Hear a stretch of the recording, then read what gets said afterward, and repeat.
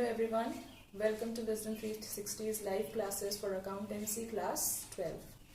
Class 12 में आजकल हम लोग पढ़ रहे हैं fundamentals of partnership. Fundamentals of partnership आपका पार्टनरशिप अकाउंटिंग या जिसको हम कह सकते हैं अकाउंट्स ऑफ पार्टनरशिप फॉर्म जो आपका मेजर हेड है सिलेबस का, उसका सबसे पहला चैप्टर है फंडामेंटल्स ऑफ पार्टनरशिप. इस चैप्टर में हम लोग बेसिक्स ऑफ पार्टनरशिप क्या क्या होते हैं वो पढ़ेंगे. ऑलरेडी हम लोग डिस्कस कर चुके हैं इनफैक्ट कि एक पार्टनरशिप क्या होता है. ठीक है, partnership form of business organization किस एक्ट के तहत इंडियन गवर्नमेंट के लिए इसको किस एक्ट के अंदर है, मतलब क्या होता है. फिर उस डेफिनेशन के बेसिस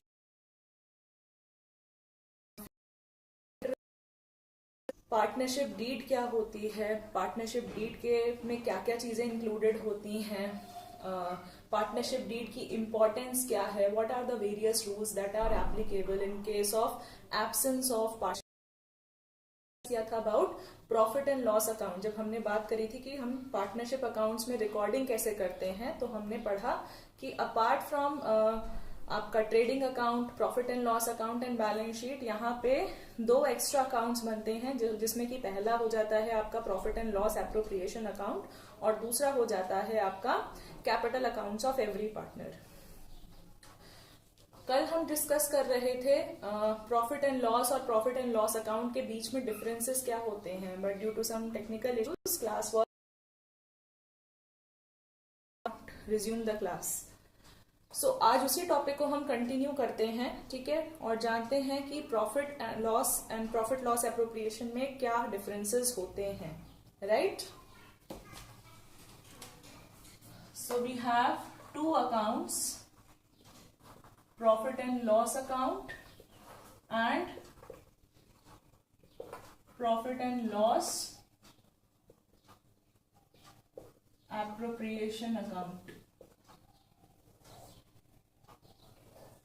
इनके डिफरेंसेस की जब हम बात कर रहे थे तो सबसे हमने पहले जो बात करी थी stage of preparation. Stage of preparation मतलब कब इन अकाउंट को बनाया जाता है. तो प्रॉफिट एंड लॉस हमने पढ़ा था, it is prepared after trading account, जबकि प्रॉफिट एंड लॉस एप्रोप्रिएशन जो होता है it is prepared after P&L account. Profit and loss account के बाद इसको हम बनाते हैं. फिर हमने डिस्कस किया था इसके ऑब्जेक्टिव क्या होते हैं इन अकाउंट्स को बनाने के. तो इसमें हमने पॉइंट्स पढ़े थे कि प्रॉफिट एंड लॉस अकाउंट की अगर हम बात करें तो प्रॉफिट एंड लॉस अकाउंट को बनाने का ऑब्जेक्टिव होता है टू नो प्रॉफिट और लॉस ऑफ बिजनेस, जबकि profit and loss appropriation account जो होता है उसको बनाने के पीछे जो हमारा ऑब्जेक्टिव होता है वो होता है to find out share of profit और लॉस ऑफ पार्टनर्स. यानी पार्टनर्स को जो प्रॉफिट या लॉस बिजनेस का हो रहा है उसमें पार्टनर्स का कितना शेयर है ये जानने के लिए हम लोग पीएल एप्रोप्रिएशन अकाउंट बनाते हैं. थर्ड पॉइंट जो हमने कल के क्लास में डिस्कस किया था was opening and closing balance. Opening और क्लोजिंग बैलेंस. तो हमने पढ़ा था कि पीएल का कोई भी ओपनिंग बैलेंस नहीं होता है, इसका कोई भी ओपनिंग या क्लोजिंग बैलेंस नहीं होता है, जबकि profit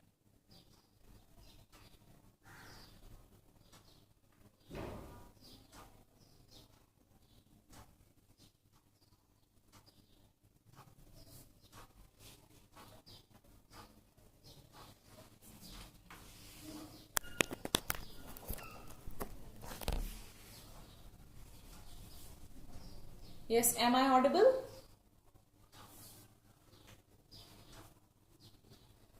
Shivam, are you there? Am I audible?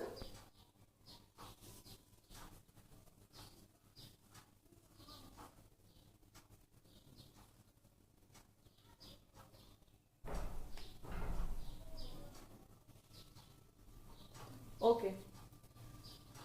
I was talking about opening and closing balance. Profit and loss account का कोई ओपनिंग या क्लोजिंग बैलेंस नहीं होता है, जबकि profit and loss appropriation account का ओपनिंग या क्लोजिंग बैलेंस हो सकता है. So it might have opening और closing balance. Might have, right.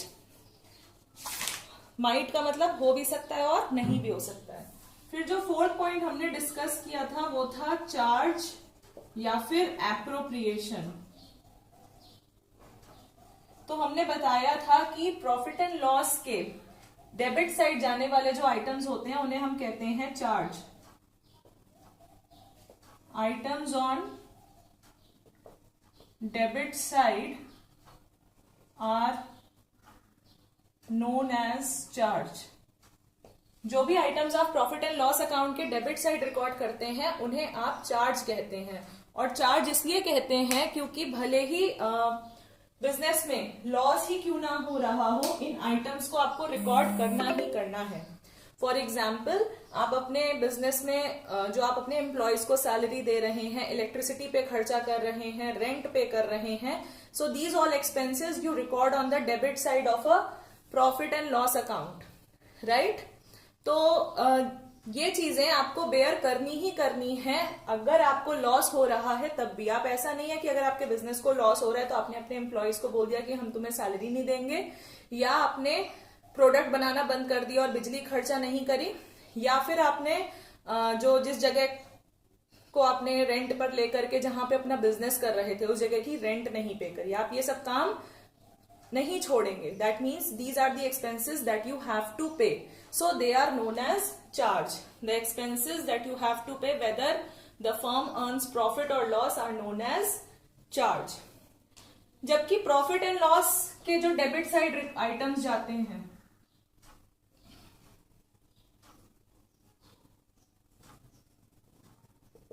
उन्हें हम एप्रोप्रिएशन कहते हैं.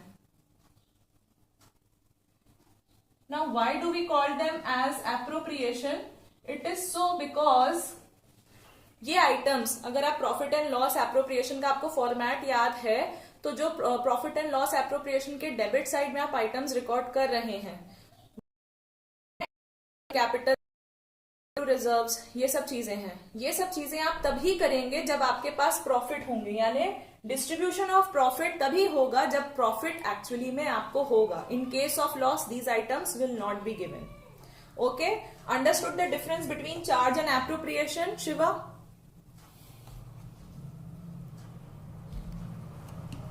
चार्ज वो चीज होती है जो कि बिजनेस को बेयर करनी है, ऐसा एक्सपेंस जो कि बिजनेस को बेयर करना ही है, भले ही प्रॉफिट हो या ना हो. और एप्रोप्रिएशन वो चीज तभी दी जाएगी जब बिजनेस को प्रॉफिट होगा. ओके, नेक्स्ट जो इसका डिफरेंस है वो है इफेक्ट ऑफ पार्टनरशिप एग्रीमेंट. यानी पार्टनरशिप एग्रीमेंट का पीएल या पीएल एप्रोप्रिएशन पे क्या असर पड़ता है. तो पीएल आप पार्टनरशिप एग्रीमेंट के बेसिस पे नहीं बनाते हैं. पीएल में कोई भी ऐसा आइटम आप नहीं लिखते जो कि पार्टनरशिप एग्रीमेंट के बेसिस पर हो, ठीक है, except for one thing. It is, इसके लिए आप लिख सकते हैं, it is prepared not as पर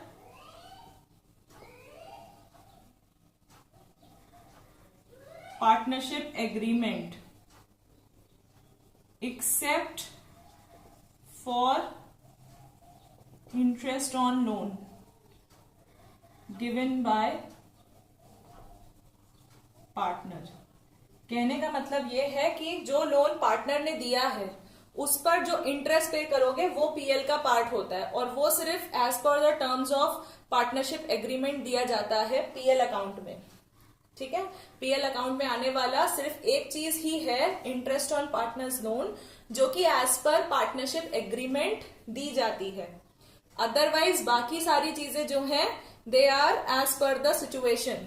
कि आपने ज्यादा एम्प्लॉयज हायर करें तो आप ज्यादा सैलरी पे करेंगे, आपने कोई स्पेस अगर रेंट पे ले रखा है तो आप उसकी रेंट पे करेंगे, नहीं लिया है तो रेंट नहीं पे करेंगे, बिजली जितना खर्चा कर रहे हैं उतनी बिजली पे करेंगे, मतलब बिजली का बिल पे करेंगे, राइट। बट पीएल एप्रोप्रिएशन में जाने वाले सारे items are prepared as per the partnership agreement, ठीक है। We can say it is prepared as per partnership agreement. तो ये बेसिक डिफरेंसेस हैं between a profit and loss account and profit and loss appropriation account. Are these clear to you Shiva? Just go through them and let me know किसी में भी अगर कोई doubt हो तो।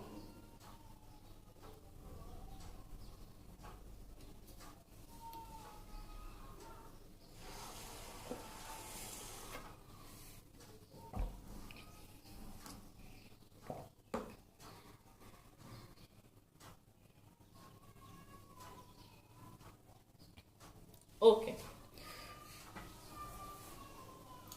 So let's proceed with the topic for today, which is interest on capital.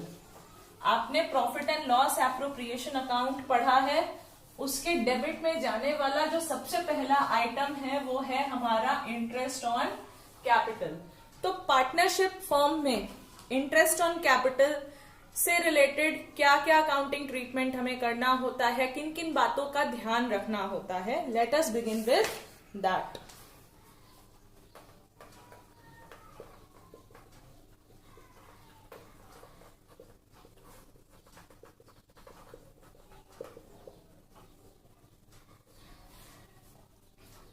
तो interest on capital होता क्या है, पहली चीज सबसे जरूरी हमारे लिए ये जानना हो जाती है, राइट।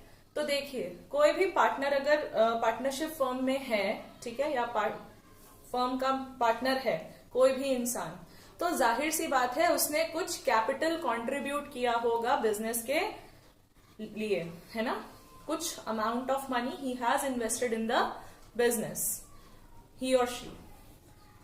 तो जो अमाउंट उसने बिजनेस में इन्वेस्ट किया वो कहलाता है उसका कैपिटल, ठीक है। और आप सबको पता है कि जो भी अमाउंट एक ओनर या एक पार्टनर अगर बिजनेस में इन्वेस्ट कर रहा है in the form of capital, that capital is a liability, right. You all know that, है ना। नाउ अब क्या होता है कि जो पार्टनर होता है वो इंटरेस्ट ऑन कैपिटल एक्सपेक्ट करता है कि भाई अगर मैंने पैसा बिजनेस में लगाया है, इस पैसे को मैं कहीं और लगा रहा होता, for example if I would have kept it in my bank account itself, तो मुझे उस बैंक अकाउंट में उस पैसे को रखने पर कुछ ना कुछ इंटरेस्ट मिलता। तो क्यों ना ये बिजनेस ही मुझे interest they.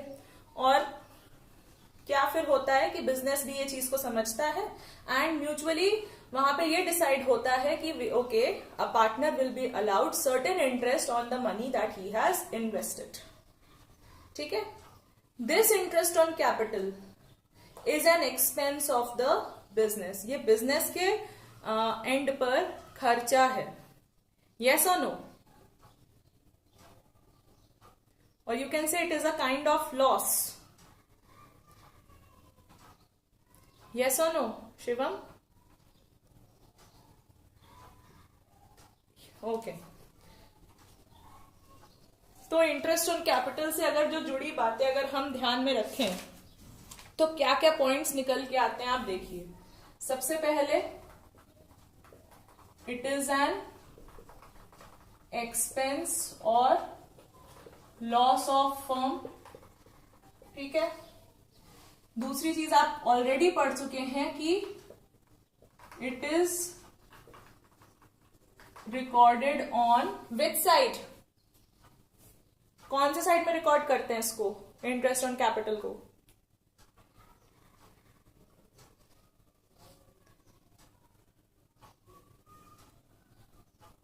Shiva, on which side do we record interest on capital?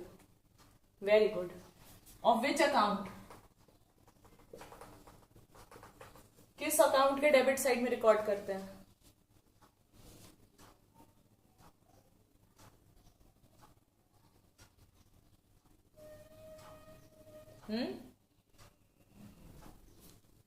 Yes. Profit and loss appropriation account की। ठीक है, तीसरा पॉइंट आपने जब पढ़ा था, जब आपने rules regarding absence of partnership deed पढ़े थे, क्या पढ़ा था इंटरेस्ट ऑन कैपिटल के रिगार्डिंग, याद है? What was the rule applicable with reference to interest on capital when there is no partnership deed? Shiva, what is the rule that is applicable?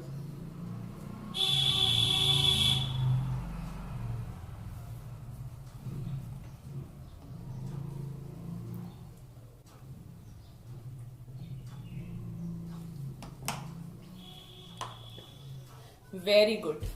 That no interest on capital will be allowed. So third point regarding interest on capital is that no interest on capital will be allowed in case of absence of partnership deed, or we can say if partnership deed is silent about such interest. Silence in case of absence or silence regarding interest or capital in partnership deed. मतलब interest on capital नहीं allow होगा, कोई interest on capital नहीं allow होगा अगर partnership deed में interest on capital के बारे में कुछ भी मेंशन नहीं है, partnership deed is silent regarding interest on capital, और if there is no partnership deed, अगर बिजनेस की पार्टनरशिप डीड है ही नहीं तब भी कोई इंटरेस्ट ऑन कैपिटल नहीं अलाउ होगा। Okay, fourth point is that it is only allowed in case of profits, or we can say that is interest on capital is an appropriation, यानी interest on capital आप तभी pay करेंगे partner को if there are profits. अगर profits नहीं हो रहे हैं, लॉस की सिचुएशन है, तो no interest on capital will be provided to a partner. And similarly इसको ही एक मैं ऑब्लिक में कर देती हूं, interest on capital to the extent of profits will be provided in case of lesser profits। मतलब पहले पॉइंट का तो मतलब समझ में आ गया होगा कि interest on capital is allowed only if there are profits, यानी जब प्रॉफिट होंगे तभी इंटरेस्ट ऑन कैपिटल देंगे। लॉस हो रहा है तो इंटरेस्ट ऑन कैपिटल नहीं दिया जाएगा, even after it is mentioned in the balance sheet, sorry partnership deed.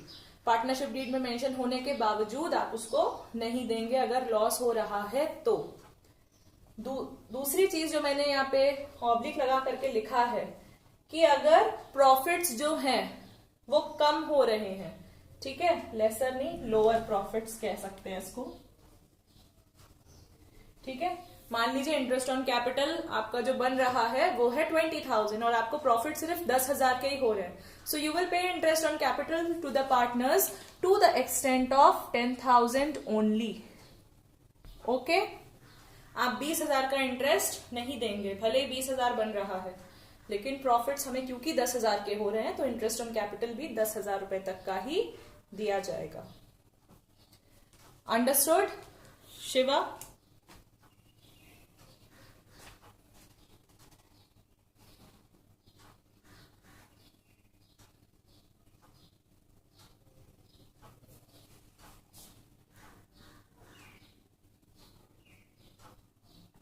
Read these points and let me know if there is doubt in any of them.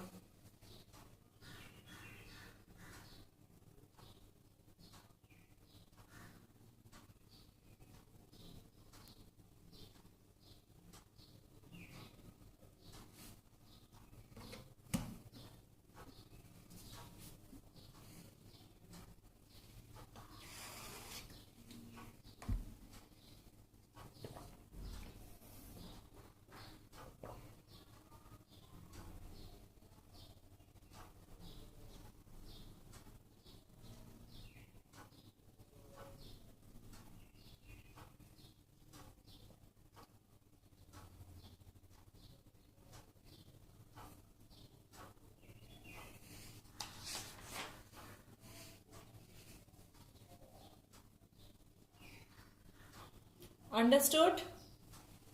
All the points are clear?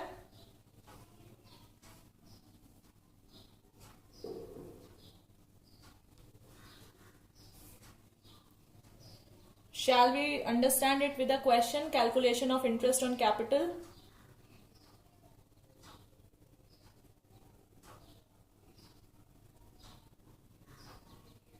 Okay. Written these points, Shivam? Have you written these points?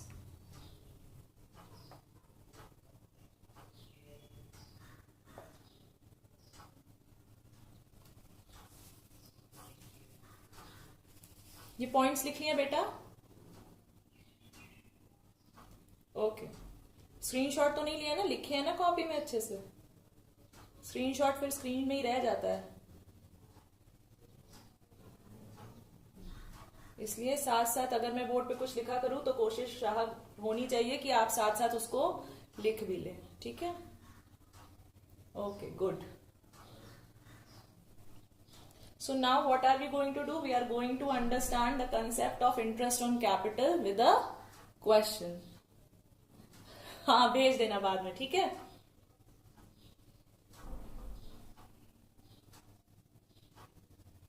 Okay. So here is one question.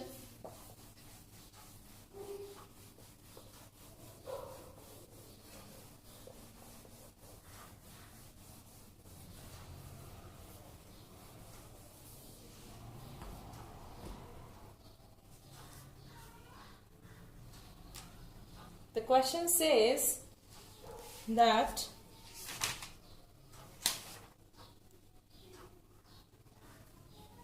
Arun and Barun are partners in a firm.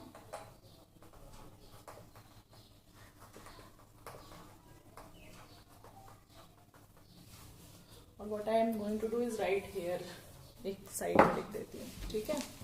The question is Arun and Barun को मैं A and B ले लेती हूँ. A and B are partners in a firm. वो एक firm में partners हैं और शेयर कर रहे हैं प्रॉफिट एंड लॉसेस इक्वली. ठीक है? यानी उनका profit and loss sharing ratio कितना कैसा है? इक्वल. 1:1. दो पार्टनर है तो इक्वल रेशियो कितना हो जाएगा? 1:1. और उनके कैपिटल के लिए बोल रहे हैं their capitals as on 1st April 2015 were rupees 4,80,000 and rupees 5,40,000 respectively. मतलब A का कैपिटल था 4,80,000 एंड B का कैपिटल था 5,40,000. फिर कह रहे हैं कि on 1st October 2015 they decided that the total capital of the firm, उन्होंने डिसाइड किया कि जो टोटल कैपिटल होगा फर्म का वो कितना हो जाएगा? Should be rupees 10 lakh.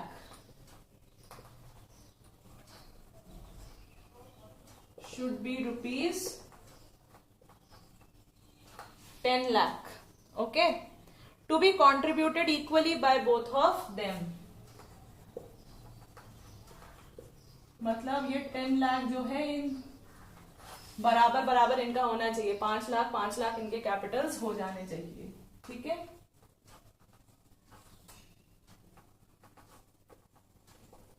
Both of them मतलब के A and B.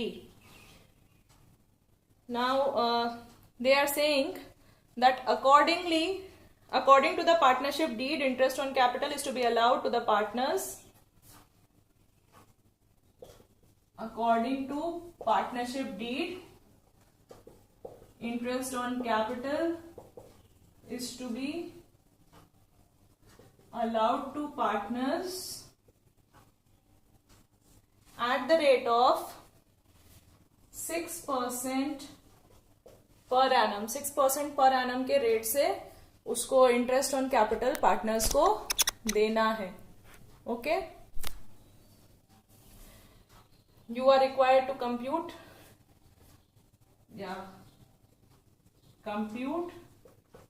interest on capital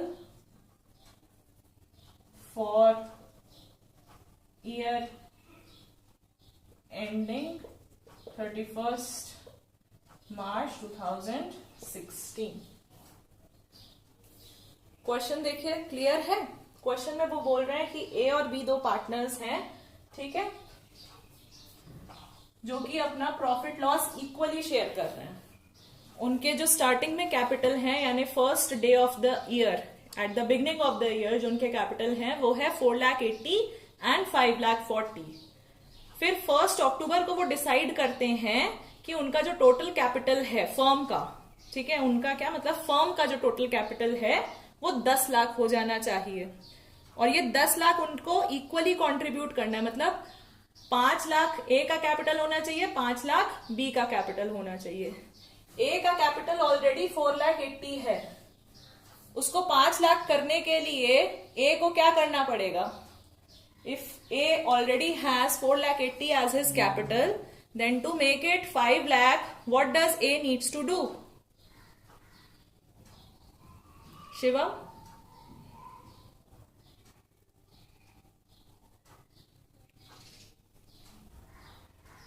If the capital of A is 4,80,000, then to make it 5 lakh, what does he need to do?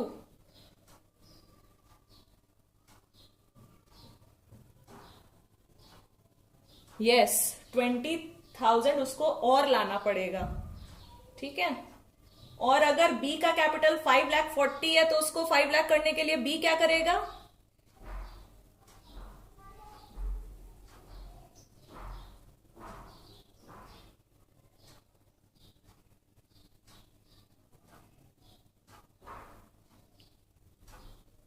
What will B do?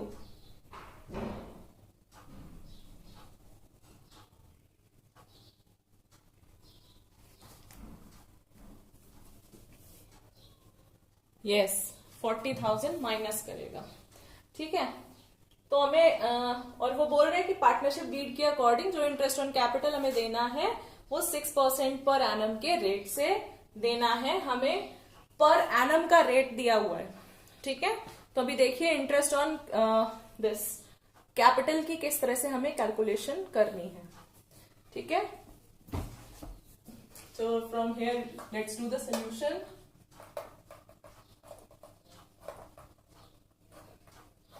Calculation of interest on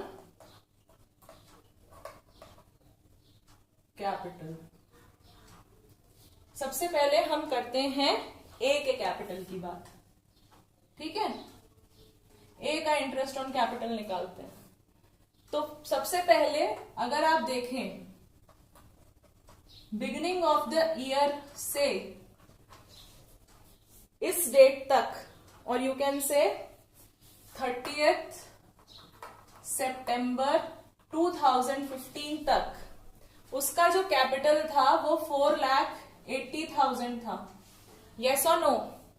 इस date के बाद से तो capital में बदलाव आया ना, लेकिन इस डेट तक तो कैपिटल ये था. Shivam,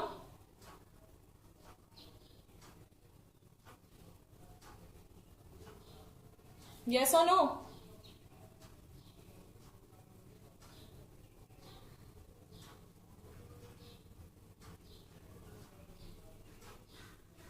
So what are we going to do is इस डेट पर इतने अमाउंट पर इंटरेस्ट निकालेंगे 6% for this duration. This duration means how many month? अप्रैल, मई, जून, जुलाई, अगस्त एंड सितंबर. 6 मंथ्स. 6 मंथ्स के लिए जब आप इस अमाउंट पर इंटरेस्ट निकालेंगे तो वो इंटरेस्ट की वैल्यू आ जाएगी ₹14,400. ठीक है. और 1 अक्टूबर 2015 से 31 मार्च 2016 तक जो इसका क्या कहते हैं कैपिटल था वो 5 लाख हो गया. तो उस पर 6%, साल में 12 महीने होते हैं, 6 महीने का आप इंटरेस्ट यहां निकाल चुके हैं. तो रिमेनिंग कितने हुए? 6 महीने. और तो रिमेनिंग 6 मंथ्स के लिए जो उसका इंटरेस्ट होगा वो होगा ₹15,000. तो टोटल इंटरेस्ट ऑफ ए कितना हो जाएगा?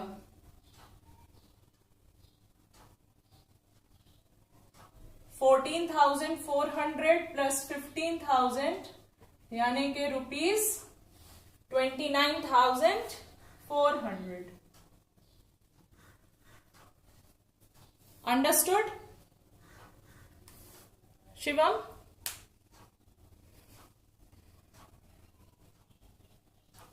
Understood? Interest on capital of A समझ में आया कि पहले 6 महीने के लिए 4,80,000 था उसका कैपिटल, तो उस पे 6% के रेट से 6 महीने के लिए उसका इंटरेस्ट हो गया 14,400. अगले 6 महीने उसका 5 लाख कैपिटल था तो उस पे 6% के रेट से 6 महीने के लिए 15,000 हो गया. तो अगर टोटल पूरे साल का कैपिटल निकाले तो वो हो जाएगा पहले के 6 महीने प्लस बाद के 6 महीने यानी कि 29,400. Similarly can you calculate the interest on capital of B? B का इंटरेस्ट ऑन कैपिटल निकाल सकते हैं शिवम?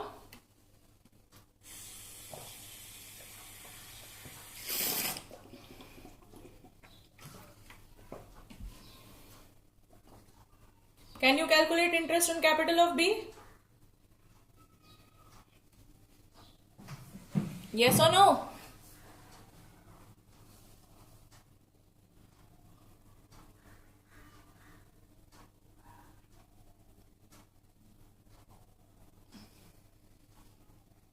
शिवम?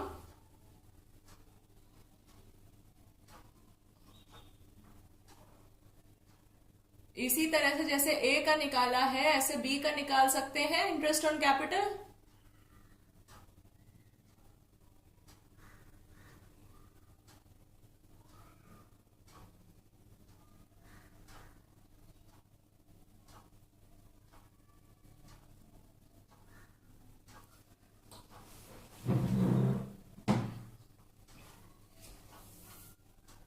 बी के इंटरेस्ट ऑन कैपिटल के लिए क्या करेंगे? अगेन जैसे हमने इनका देखा था कि 1 अप्रैल से 30 सितंबर तक बी का कितना कैपिटल है वो देखेंगे. फ्रॉम 1 अप्रैल 2015 टू 30 सितंबर 2015 बी का कैपिटल था 5,40,000. उस पे 6% for 6 months. Interest on capital कितना आ जाएगा? 16,200. देन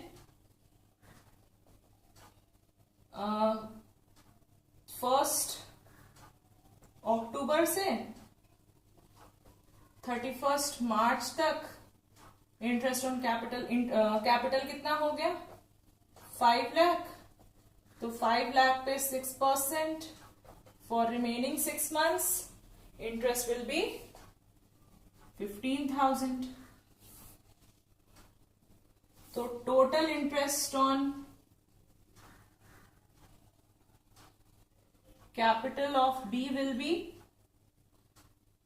भाई पहले के 6 महीने वाला 16,200 प्लस बाद के 6 महीने वाले 15,000, तो टोटल हमारा कितना हो जाएगा interest on capital, ₹31,200.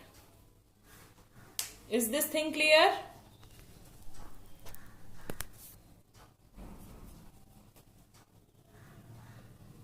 Shivam, are you there? Is the question clear? Solution समझ में आया बेटा?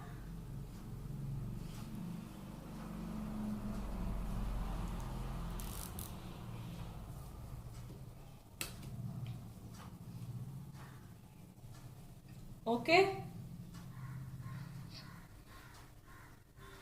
चलो एक आसान सा क्वेश्चन देखते हैं, ठीक है? एक आसान सा क्वेश्चन देते हैं, इसी क्वेश्चन को थोड़ा मोल्ड कर देते हैं.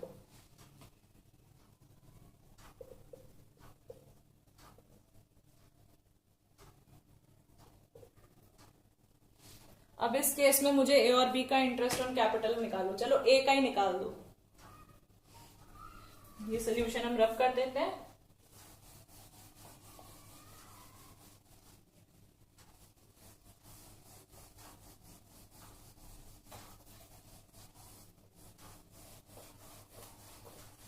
ये एक नया क्वेश्चन हो गया है आपके लिए. चलिए ए का कैपिटल निकाल के मुझे बताइए इंटरेस्ट ऑन कैपिटल कितना होगा ए का. सेम क्वेश्चन है, वैल्यूज थोड़ी डिफरेंट है, बताइए.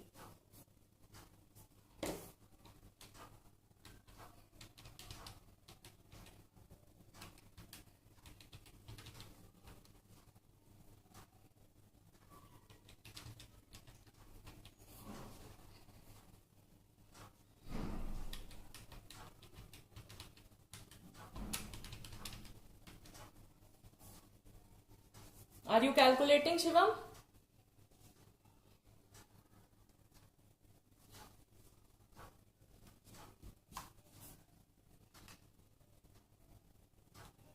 Are you calculating?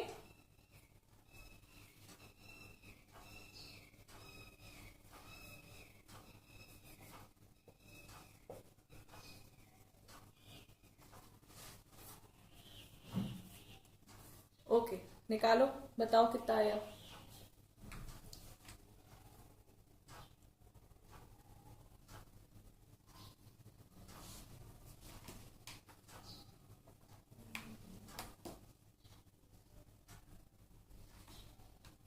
$48,000.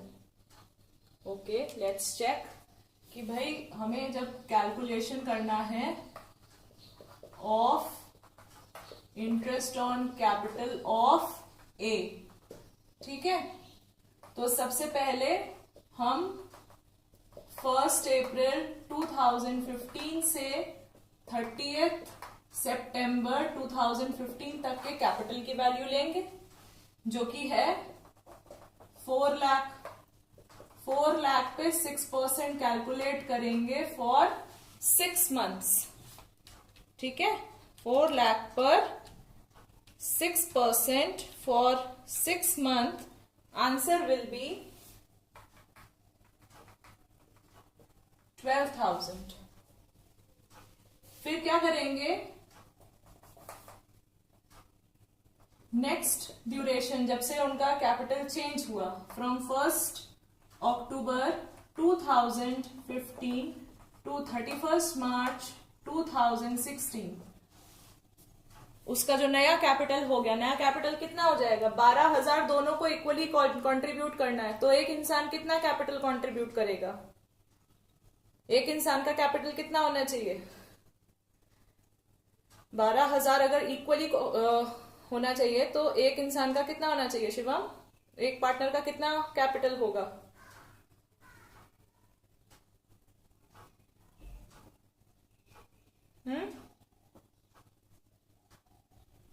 12 लाख दोनों का है तो, और इक्वली है 6,000 नहीं 6 लाख.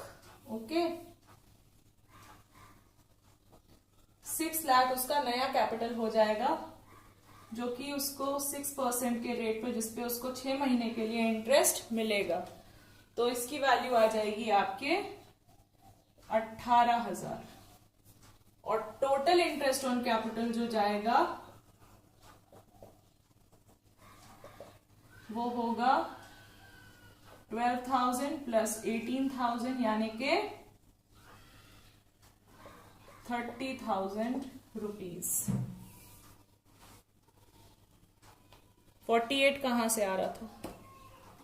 अभी समझ में आया? देखो अभी गौर से देख लो कि पहले उसका 4 लाख कैपिटल था। 4 लाख कैपिटल था इतने ड्यूरेशन के लिए, 1 अप्रैल 2015 से 30 सितंबर 2015 तक। You have taken whole 12 lakh. No बेटा, होल 12 लाख थोड़ी ना लेंगे। 12 लाख तो दोनों का है, तो एक का 6 लाख होगा ना। Understood?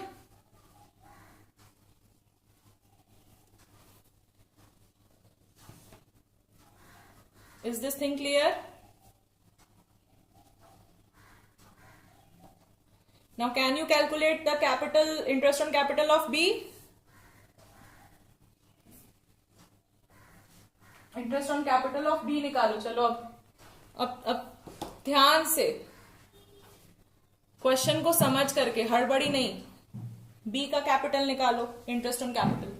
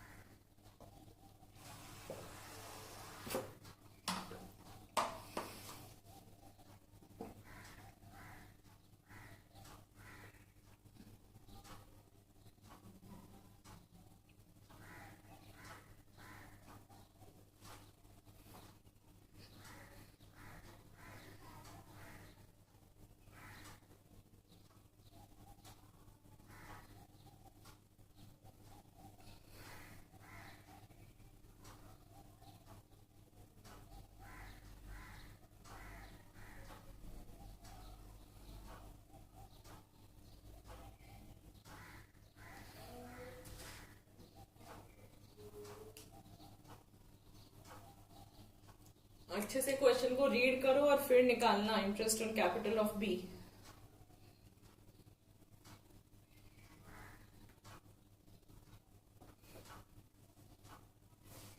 How much it is? 42,000। Yes, good. ठीक है, हमने इसी में चेंजेस कर देते हैं, दिखा देते हैं कैसे आया।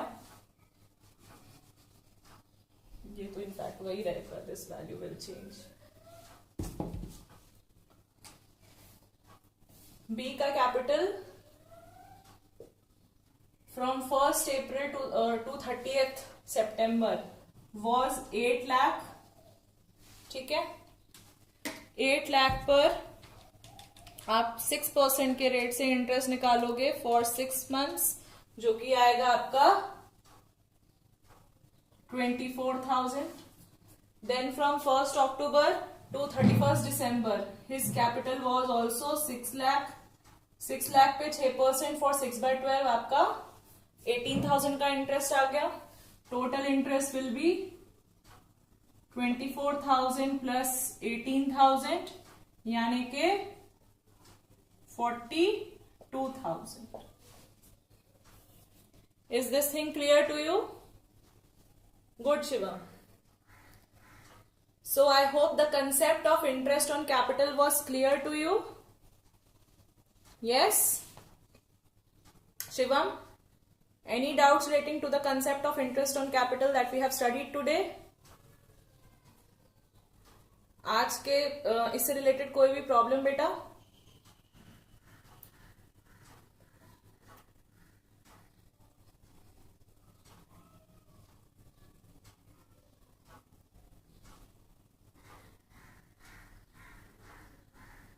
It is quite easy, yes, because it is the beginning. That is why it is easy. Okay, we have just started it. Okay, डरा नहीं रही हूँ, but yes, this was easy and good that you have understood. So with that I will wind up today's class, and tomorrow we are going to continue with the topic further. ठीक है, और फिर कल मिलते हैं, and take care. And please don't forget to like, subscribe and share the channel and the video with your friends and relatives. Bye and take care.